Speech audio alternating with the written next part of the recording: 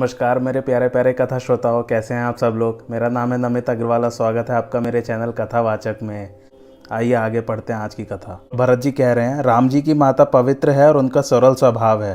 वे मुझ पर विशेष प्रेम रखती हैं, इसलिए राजा होने को कहती हैं। गुरु वशिष्ठ जी महाराज ज्ञान के समुद्र है, विश्व जानता है।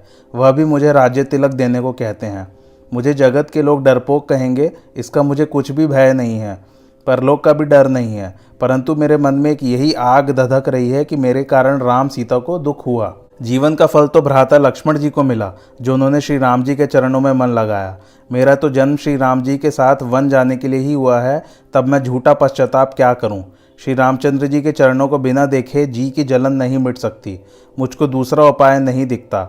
मैंने यह विचार किया है कि प्रातःकाल होते ही प्रभु के पास चलूंगा। प्रभु अपने चरणों के समीप मुझ पापी और दोषी को देखकर अवश्य क्षमा कर देंगे, क्योंकि प्रभु तो शील संकोच से सरल चित्त वाले दया और प्रेम के घर हैं। वह तो शत्रु की भी बुराई नहीं करते। इसलिए आप पंच लोग भी मेरा भला जानकर अच्छे वचनों से ऐसी आज्ञा और आशीर्वाद दें कि जिससे प्रभु मेरी प्रार्थना मानकर पुनः राजधानी अयोध्या में लौट आएं। भरत की वाणी सबको प्यारी लगी, मानो वह श्री राम के प्रेम रूपी अमृत से सनी थी। सब लोग बिछोह के कठोर ताप से दुखी थे, उनके लिए इसने संजीवन मंत्र का काम किया। माताएं, मंत्री, गुरु और नगर के सभी स्त्री पुरुष प्रेम से बहुत विकल होकर भरत की सराहना करते हैं और कहते हैं कि यह अच्छा विचार किए हैं कि श्री राम जी के पास वन में चला जाए। सब लोग के हृदय में बड़ी प्रसन्नता हुई। प्रत्येक घर में सवारी साजी जा रही है। सब लोग इस हेतु प्रसन्न हैं कि प्रातः होते ही सब लोग चलेंगे। भरत जी ने घर पहुंचकर घोड़े, हाथी, घर और भंडार के विषय में विचार किया।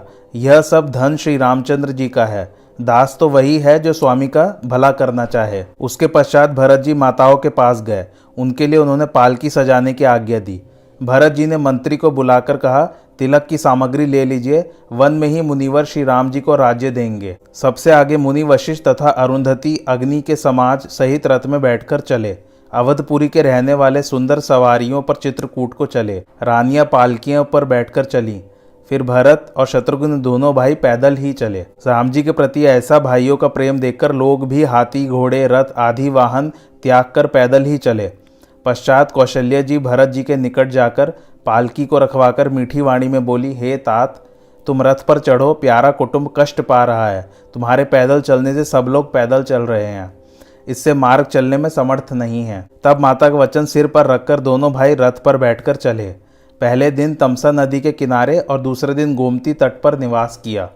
सब लोग दूध पीते थे और एक समय फलाहार करते हुए तथा भूषण और भोग को त्याग कर श्री राम जी के लिए नियम और व्रत करते हुए चले। इसके बाद सई नदी के तट पर रहकर प्रातःकाल चल दिए और श्रृंगवेरपुर के समीप आ गए। यह समाचार सुन निषाद खेद करने लगा। क्या हेतु है कि जो भरत वन को जा रहे हैं? मालूम होते हैं कि मन में कुछ छल भरा है। यदि उनके हृदय में कुटिलता न होती तो साथ में सेना क्यों लेते? सोचते हैं कि राम लक्ष्मण को मार निर्द्वंद राज्य कर सुखी हों। भरत ने हृदय में राजनीति का ज्ञान नहीं किया, क्योंकि तब तो कलंक था, अब तो जीने में भी बाधा है। निषाद कहता है कि लड़ाई में यदि सारे देवता और असुर भी आए तब भी श्री रामचंद्र जी को जीत नहीं सकते। यही सोचकर निषाद अपनी जाति वालों से बोला कि देखो भाई, सब तैयार हो जाओ, पतवार और नाव डुबाओ और मार्ग रोक दो। सब लोग सजग होकर घाट रोक लो और मर मिटने पर तैयार हो जाओ।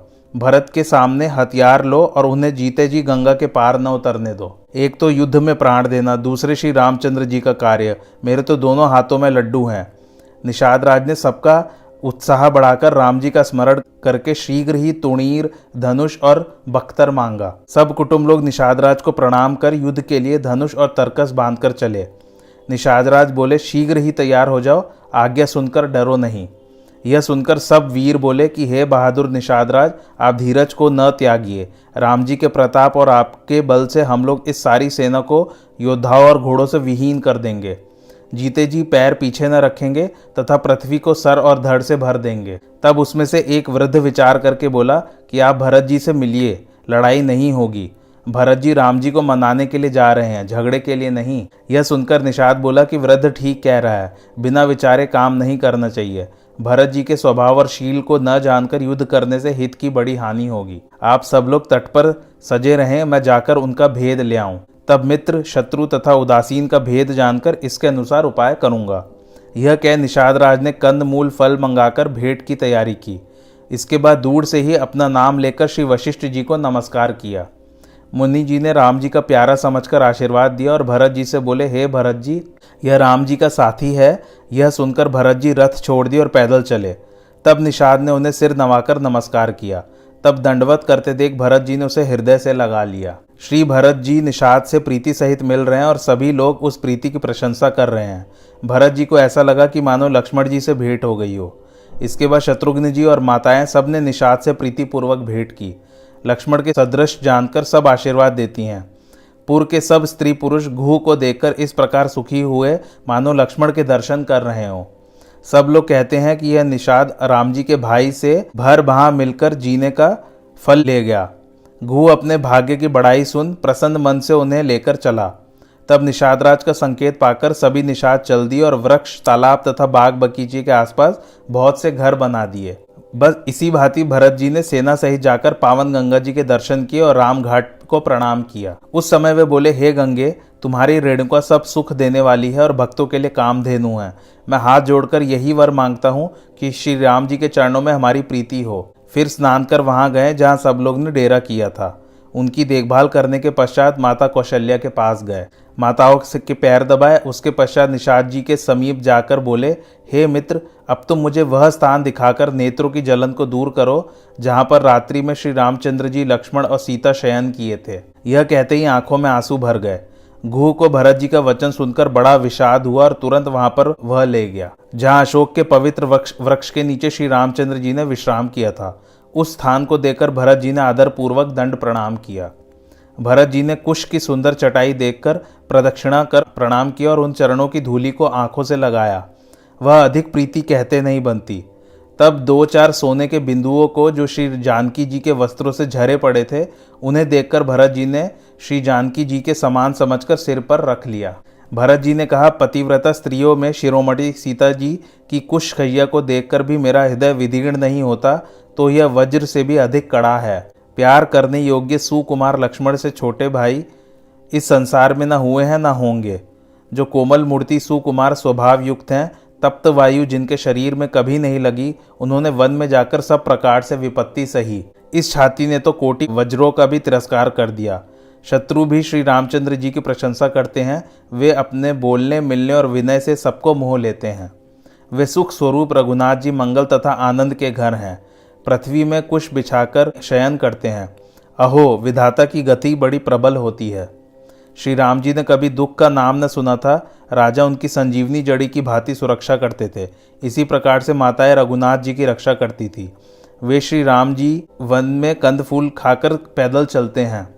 मुझ अभागे पापी के सागर को धिक्कार है, जिसके कारण ये सब उत्पात हुए। यह सुन निषाद प्रेम पूर्वक समझाने लगे, वृथा क्यों विषाद करते हैं। श्री राम जी तुम्हें और तुम श्री राम जी के प्यारे हो, यह सत्य है और दोष विधि की वामता है। उस रात राम जी बार बार आपकी सराहना करते थे, यह मैं सौगंध कर कहता हूँ। यह जानकर आप मन में धीरज धरें। सखा के वचन सुन भरत जी ने धैर्य धारण किया। इस प्रकार रात भर सब लोग जागरण किए। प्रातः होते ही उतारा लगना प्रारंभ हुआ। तब एक अच्छी नाव में गुरुजी को चढ़ाकर नई नाव में सब माताओं को चढ़ाया। 4 घड़ी में सब लोग पार हो गए। तब भरत जी ने उतरकर सबकी शोध ली। निषाद को आगे करके सेना सहित फिर चल पड़े। भरत जी ने गंगा को प्रणाम किया। वे शत्रुघ्न सहित पैदल ही चले। अच्छे सेवक बार बार भरत जी से कहने लगे कि आप घोड़े पर सवार होइए। यह सुनकर भरत जी बोले, मेरे लिए तो सिर के बल जाना ही उचित है, क्योंकि सेवक का धर्म सबसे कठोर होता है। भरत जी तीसरे पहर प्रयाग पहुंचे। उनके पाँव में छाले झलकने लगे। त्रिवेणी आकर प्रणाम किए तथा विधि पूर्वक गंगा यमुना जल में स्नान कर दान दे ब्राह्मणों का सम्मान किया। भरत जी ने त्रिवेणी से कहने लगे, क्षत्रिय को भीख मांगना मना है, सो मैं अपना धर्म त्याग कर भीख मांगता हूँ। मुझ याचक की वाणी सफल करो। अर्थ धर्म काम में मेरी प्रीति नहीं है और मैं मुक्ति भी नहीं चाहता। मुझे केवल यही वरदान दो कि जन्म जन्मांतर में श्री राम सीता के चरणों में मेरी प्रीति हो। चाहे राम मुझे कुटिल करके जाने और लोग गुरुद्रोही और स्वामी द्रोही मुझे कहें, परंतु राम सीता में मेरा प्रेम बना रहे। भरत जी के वचन सुन त्रिवेणी में मंगलदायक मधुर वाणी हुई। हे तात भरत, तुम सब प्रकार से साधु हो और श्री राम जी के चरणों में तुम्हारा अगाध प्रेम है। मन में वृथा ग्लानि मत करो। तुम्हारे समान श्री राम जी को दूसरा कोई प्यारा नहीं है। यह वचन सुनकर भरत जी का शरीर प्रसन्न हो गया। उसके पश्चात भरत जी भरद्वाज मुनि के पास आए। भरत जी ने उन्हें दंडवत प्रणाम किया। आज की कथा यही समाप्त होती है। आप लोगों को कैसी लगी मेरी कथा मुझे कमेंट्स करके ज़रूर बताइए और मेरे चैनल कथावाचक को लाइक, शेयर और सब्सक्राइब ज़रूर कीजिए। Thanks for watching. धन्यवाद।